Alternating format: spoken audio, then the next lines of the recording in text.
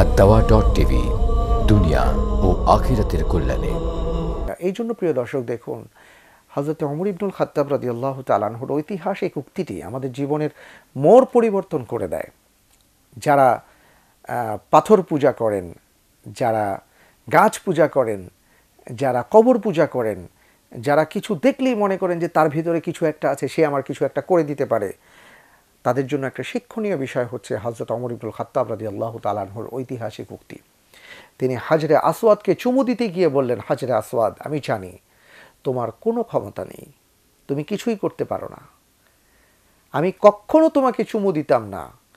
আমার প্রিয় নবী মুহাম্মদুর রাসূলুল্লাহ সাল্লাল্লাহু আলাইহি সাল্লাম, তিনি যদি তোমাকে চুমু না দিতেন তাহলে আমি তোমাকে চুমু এঁকে দিতাম না। এই জন্যই আমি তোমাকে চুমু দিই, এর বেশি কিছু না, কারণ তুমি তো একটা পাথর। এটাই হলো আমাদের সবচেয়ে বড় শিক্ষণীয় বিষয়।